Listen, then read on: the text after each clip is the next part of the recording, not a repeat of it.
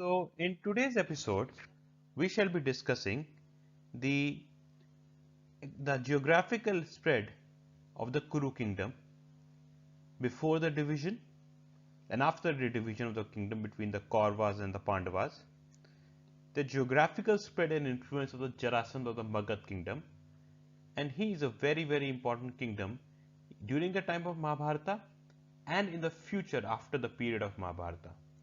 He was the upcoming kingdom. Like in any war, any big war, there is a fading power, which was in this case the Kuru Dynasty, and there is an upcoming power, which was in this case the Jarasandha Dynasty. And finally, why was the Kurukshetra battlefield chosen to be the battlefield during the Mahabharata? In this episode, to start off with, we shall be discussing about two major empires during the period of Mahabharata. The first one, the Kuru Empire, which of course was the main character or the main dynasty of the Mahabharata. The second will be the Jarasandha Empire or the Magadha Empire. Why that empire? Because it's like talking about in every major war there is a fading power and there is a rising power.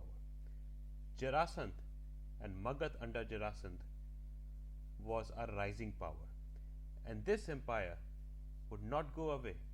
In fact, the void left after the Mahabharata war will eventually be filled by empires in the Magadha region till at least up to the Gupta dynasty. So let's start.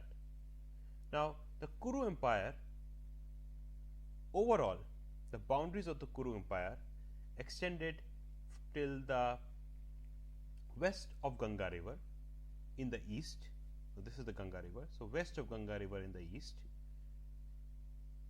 Here is the Hastinapur, the capital of Kuru dynasty. And on the western border, the empire extended till the then Saraswati river. As you can see, the today's Ganga river, which is now a seasonal river, almost follows the same path as the Saraswati river, so it's very easy to identify the boundary on the western side of the empire. On the north, the empire was bounded by the Himalayas naturally, and on the south, many consider the empire to be bounded by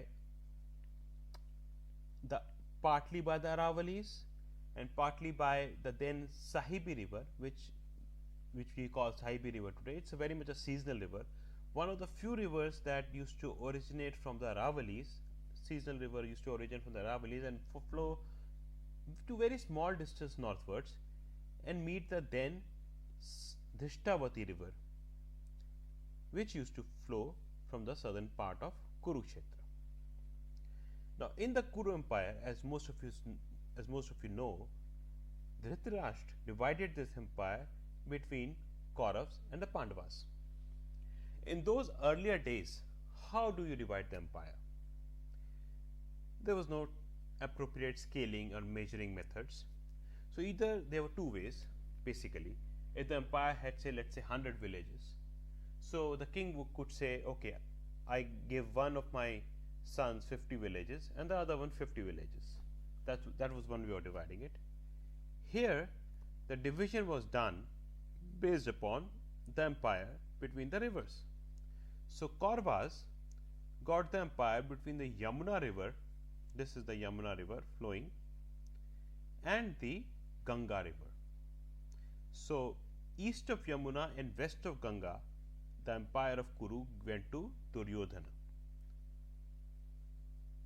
Now the empire between west of Yamuna river, so all these places, Panipat, Sonipat, Delhi, Bagpat, Delhi, which was called Indrapat, and Faridabad, Gurugram, all these places went to which were to the west of Yamuna river, went to the Pandavas. The boundary of the Pandavas was essentially determined by the Dhishtavati river, which used to flow then, and this river used to flow, I have marked it with a white line, south of Kurukshetra. This river used to flow, pass on through through the biggest city in earlier in times even before the Mahabharata, which was Rakhigadi, and once considered to be the capital of some king of the Kuru Dynasty. This determined the western edge of the Pandavas Empire. The area between the Drishtavati river and the Saraswati river was considered the most sacred area for the Kuru dynasty, simply because first Kuru dynasty established and started from this area. The holy Vedas of the Kurus and of Bharata overall were composed in this area, and Kurukshetra was the holiest of this already holy sacred area. It was considered the head of this area. This area was kind of left as neutral. Now, moving on to the Jarasandha Empire, and before I do that, let me also make one thing clear, that these cities that we have today, Panipat, Sonipat, Indraprasth, which is New Delhi, etc., Bagpat, these cities, some of them may be almost exactly the same location what they are, and some, even though cities names are real, but some of them may have shifted slightly, few kilometers here and there. That is because the course of the river over these 5,000 or 4,000 years, whatever the time duration is, does change after a few centuries. In any case, let's move on to the second most important empire, which was the Jarasandha Empire or the Magadha Empire. Now, Jarasandh by himself used to rule in part of Bihar, Jharkhand, eastern Uttar Pradesh. However, his influence extended till about Mathura. So, all the empires lying in this belt, basically the Gangetic belt, were either used to maintain friendly relations with Jarasandh or were satellite states of Jarasandh. Jarasandh, even during the time of Mahabharata, was a much stronger empire than the Kuru Empire. The Kuru Empire itself was a pretty strong empire, but the power of the Kuru Empire started to fade, and that of Jarasandh or the Magadha Empire started to rise. There were two primary reasons for this. Reason number one was that at that time the main economic power used to be derived from the soil and the rivers that used to flow. The more water you had and the better soil you had because of the river quality, the better agriculture produce you could do in that agri-based economies of those times, and the more economic might you have, the more economic might, the more possibly the military might you could have attained. The Kuru dynasty, which at one point of time was the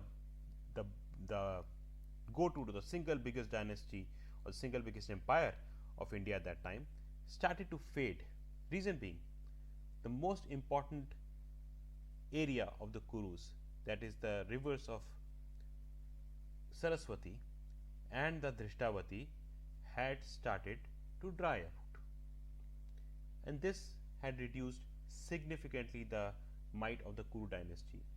Also because the cities located, this area was also one of the most densely populated areas of India at that time, and as the river started to dry out, the cities started to get abandoned, basically. That was reason number one. On the other hand, Jarasandh controlled the Gangetic plains, which started to gain more and more prominence as the Saraswati river started to decline in prominence. And reason number two, Jarasandh controlled the state of Jharkhand. Even today, 40% of India's mineral produce comes from the state of Jharkhand. Jarasandh had control over that. Now, once you have control over that, you can make weapons which you could use against your enemies and attain power. So these two factors made Jarasandha and the Magadha Empire very powerful, and these factors will remain into prominence and into play even by the end of Mahabharata war, as the power of the Magadha region rises and the empire in the Magadha region rise, and that of others, especially in the Saraswati Yamuna basin, fall. Also, the third point let's discuss, why did really the war happened in Kurukshetra and not anywhere else? Primarily, even though lots of kings participated in the war, primarily this was a war of the Kuru Dynasty. Now, to the east of Yamuna river, the Kuru Empire was controlled by Duryodhana. To the west of the Yamuna river and between Drishtavati river, the empire at one point of time was controlled by Yudhishthir, though he lost control of the empire in the game of dice. But still, it was at one point of time controlled by the Pandavas. It was between Drishtavati and Saraswati river that the area was considered as neutral. Although under the Kuru dynasty, the area was considered as neutral, and Kurukshetra was the head of this neutral area. So, this is possibly the reason why the war was conducted in the region of Kurukshetra. In the next presentation, we shall be discussing the estimated time period or the estimated time, the year when the Mahabharata happened, why the Mahabharata war became so big. I mean, it was at the end of the day a family feud. Why it gained the proportion of a world war or an Asian world war level. We're talking about some of the divisions between the Vedic and the non Vedic tribes or people during the time of Mahabharata. And if time permits, we shall be discussing Krishna and Dwarka. If not, then we'll take in some other part. Thank you very much for watching.